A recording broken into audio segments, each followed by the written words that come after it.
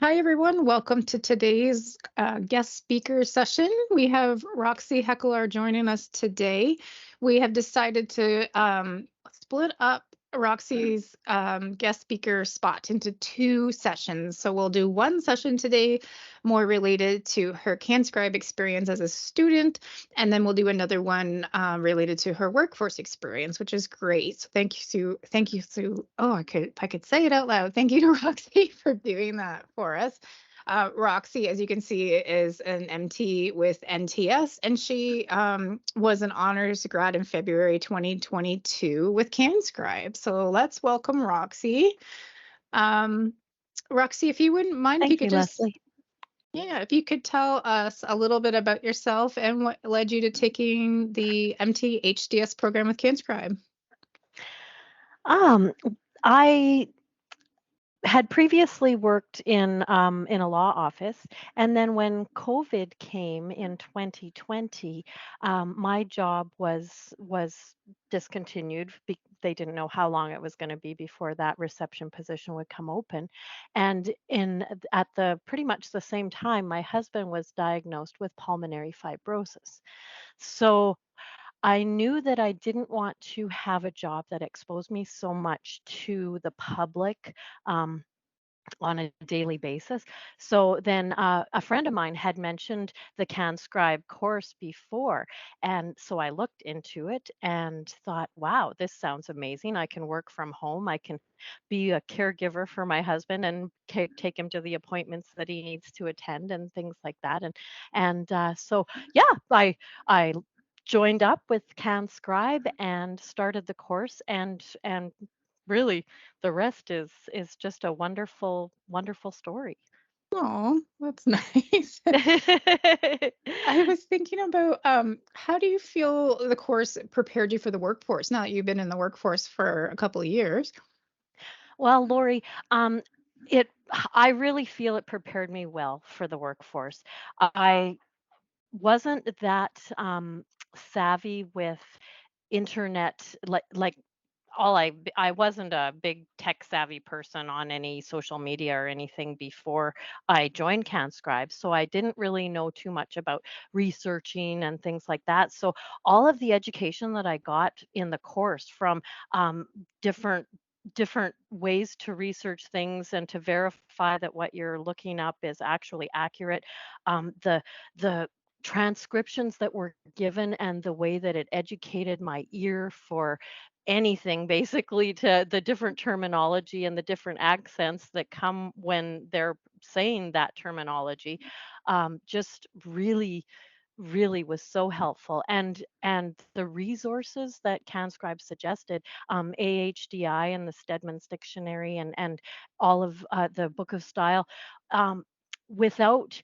having the guidance to use those things, I don't know how I would have ever found them on my own. Well, that's good. I'm curious to know because everyone asks me this when they're in the program. Did you find that your ear was ready when you graduated for what you face day to day in the workforce? Yes, yes, I did, and there were some points during the course where I wondered if that was Yeah. going to be the case.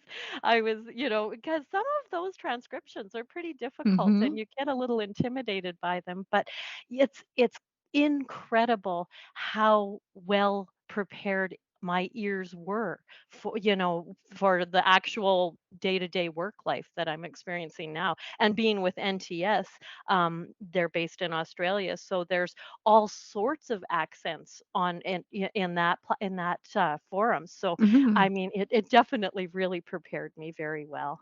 Oh, that's perfect. Now, excuse me, if you could go back and do your schooling here all over again, what kind of things do you think you would do differently now that you've got, hindsight's 2020 and all of that?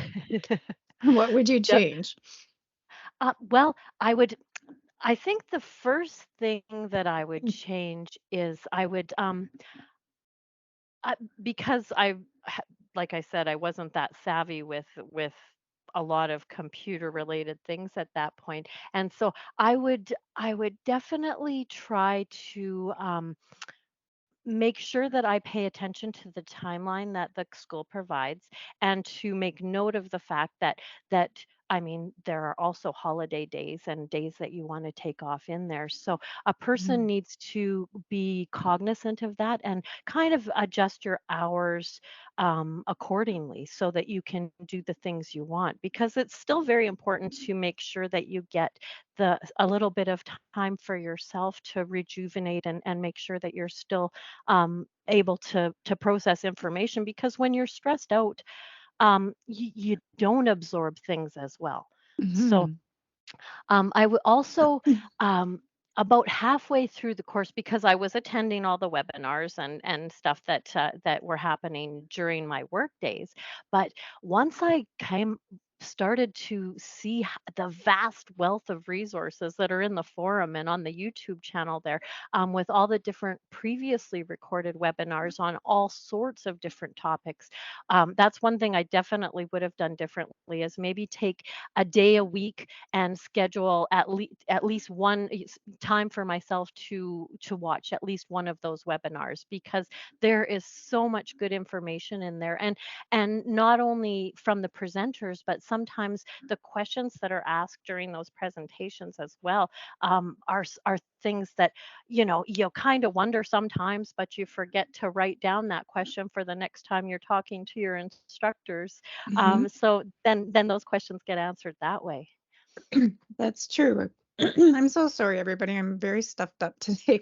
Um, it's also true. Like, I think a lot of people are scared to ask questions, and yet what they don't realize is if you're wondering about something, you could bet someone else is also wondering the same thing because we all go through Oh, such a similar experience when we go through the for program. sure. You are Um, so right. yeah. So what would you do the same? Actually, now that just flip it over, what did you find successful? What would you not change?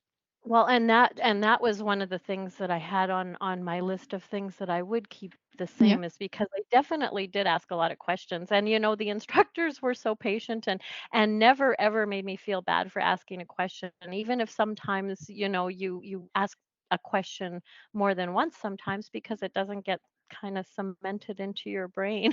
Mhm. So, Yeah.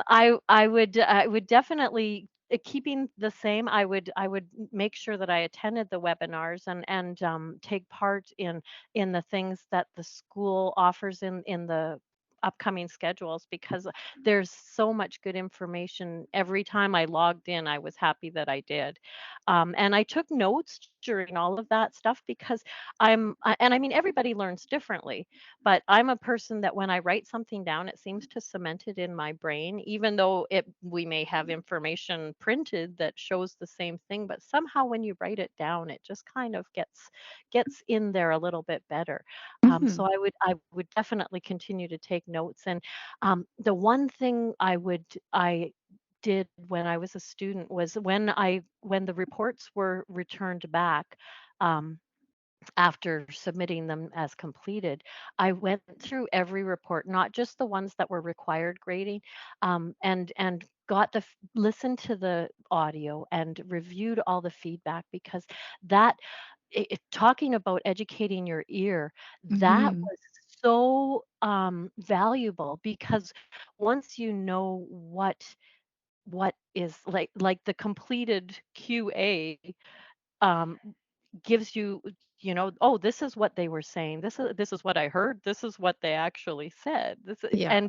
And so it really helps you kind of get your ear familiar with how people speak, because sometimes they're not taking spaces in between words, and sometimes they mumble a little bit, or there's like Sometimes. noise in the background. Yeah.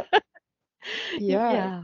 I did the same thing, to be honest. And did you find the same as me where sometimes there were spots where you just kick yourself when you saw it, and other spots you were like, I don't know how they filled that in. I can't hear. any of Oh, that. definitely, Yeah. definitely. And sometimes, boy, those ones where you kind of think to yourself, "How did I not hear that?" You know? Hmm.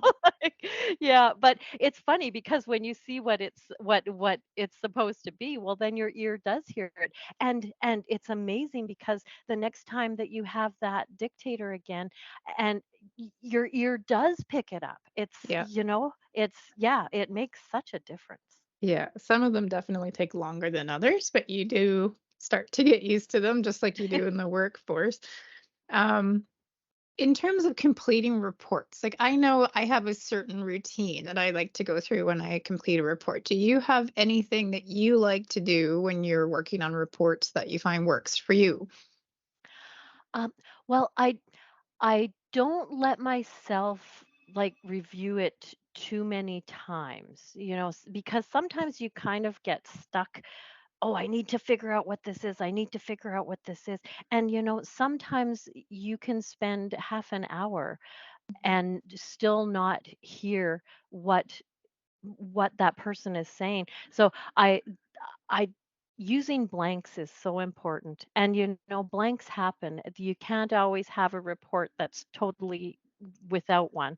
Yeah. And yeah, so that's one thing I find so valuable. And I have learned to I kind of do, 3 passes. And if after 3 passes I can't really identify where my blanks are, as because it's funny, sometimes by the time you get to the end of the report, a blank that you left at the beginning of the report, you know exactly what they said because they said that 3 other times during Yeah. the report, and Yeah. and it was clearer those other times. So it's yeah, if after the 3rd pass I can't fill in those blanks, I don't feel bad about it, and I just submit it as completed and hope that the QA fills it in. And it's always kind of I find it, you know, not good, but I'm always encouraged when the people working QA also couldn't identify what was being said.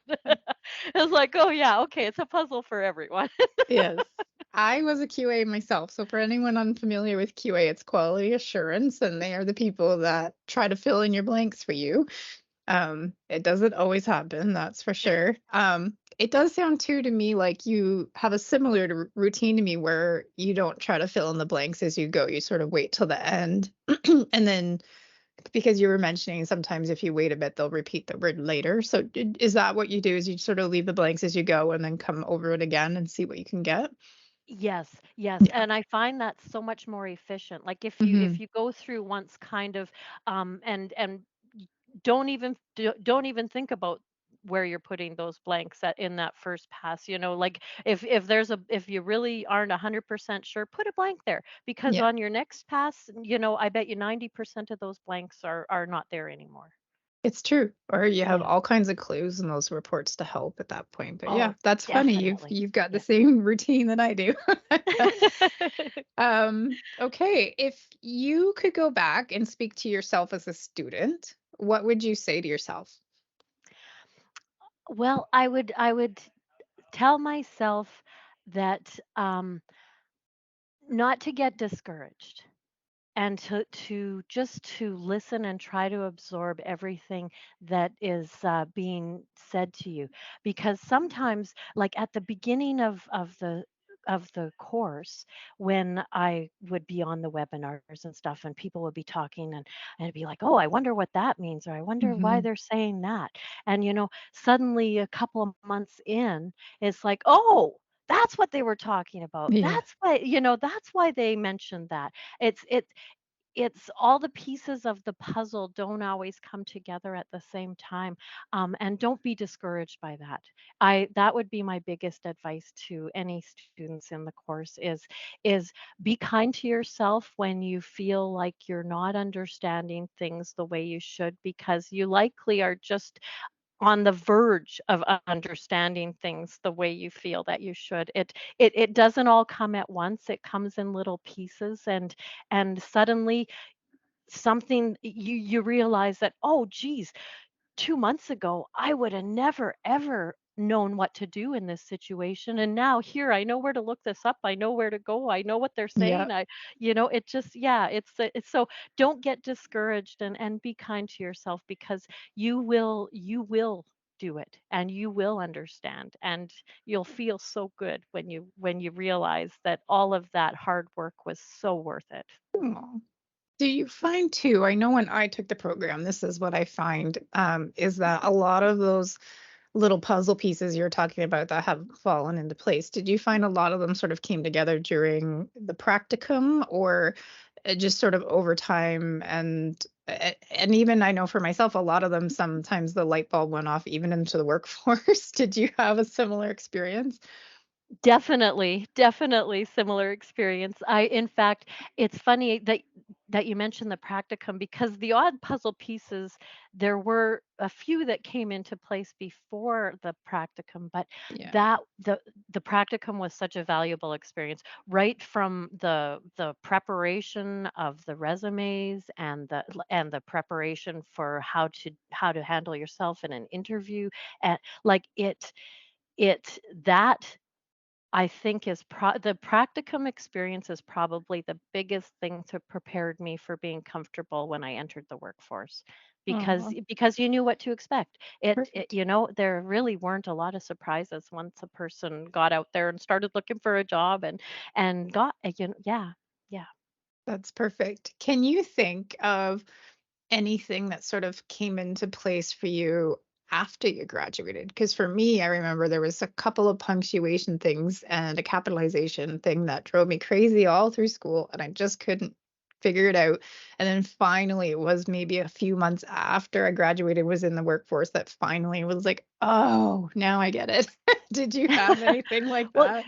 it seems like every now and again, and I can't identify any one example to give Mm, you, but it seems like every now and again in my work days, it's funny because there'll be you'll look up something and it's like, oh, I remember this in school.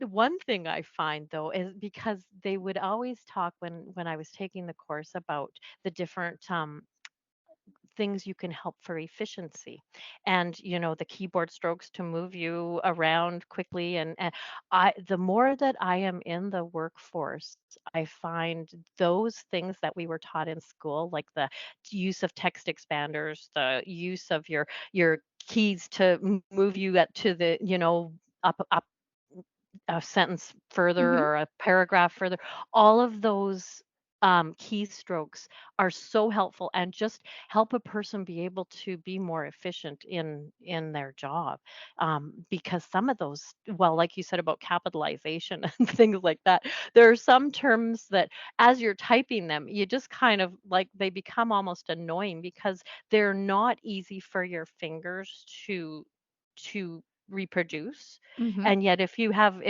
your little text expander there, and you only have to punch 3 keys, and boom, you've got Yeah. supraclavicular lymphadenopathy, Good one. it's like Good one. yeah, it definitely, those things help, because boy, all those letters, and you only have to type 3, it's just, all of a sudden you're moving on to the next report.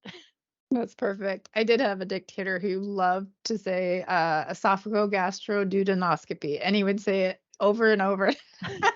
Oh, man.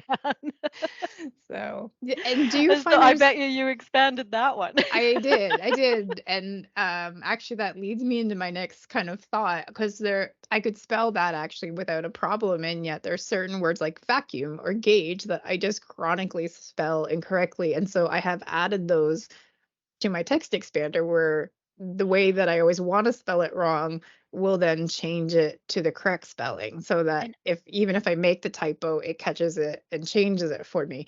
Have you found any other creative uses for your expander? definitely, that well, in NTS, one of the medical note programs that they use in Australia is Mosaic, and it's not spelt the regular way Mosaic is, Oh, and it's all capitalized, and so I just type MQX, and yep, boom, Mosaic is there, perfectly formatted, and yeah, so nice. there's, yeah, because every time I was, well, because you're used to spelling certain words a certain way. So when they've got like an acronym that is similar to a real word, that's what your brain wants to type when you hear it. You know? Yep. So Yep. yeah, so then when you've got the text expander, it's funny because when I hear that word now, I don't even think about typing the Hmm. English word. You know what I mean? My Yeah. fingers know that it only needs to type MQX. Yes.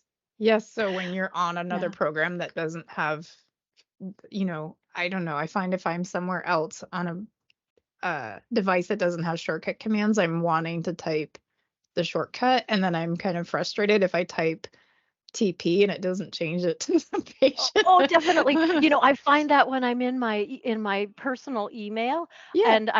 it's like I notice that I spelled something wrong, so I wanna, like, move back a couple of words to correct that, and it's like, "Oh, geez, now I have to use my Yeah. mouse to go where I wanna go." Yeah, so I would definitely say to any students watching who have been introduced to the text expander course that comes after your Pi 1, if you're not experimenting with that and playing with that, I really highly recommend that you get that out and start slowly adding things to it over time. Oh, you're so right, Lori. And I mean, that's what a person needs to do is to play with it a little bit because the more that you play with it, the more comfortable you get.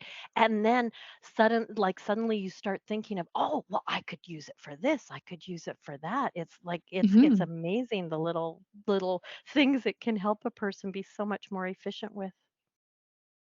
Yeah.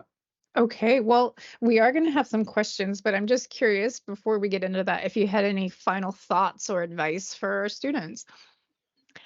Um, Amazing hints are everywhere. I like it be open to all the feedback you get, even sometimes if you're not really understanding of it, especially if you're early in the course, because the the little gems sometimes don't shine right away, and then suddenly it comes together and the light bulb sh- turns on and things just make so much more sense. So be patient with yourself and just be like a sponge. Be ready to just absorb everything that you can because it will all come together and then you will be so amazed. Oh, that's lovely. All right. Well, Roxy, I thank you so much for coming. I'm going to whoop, close the PowerPoint for a second so I can see the questions, and then we'll have a little question Excellent. and answer period. Thank you so much. You're welcome.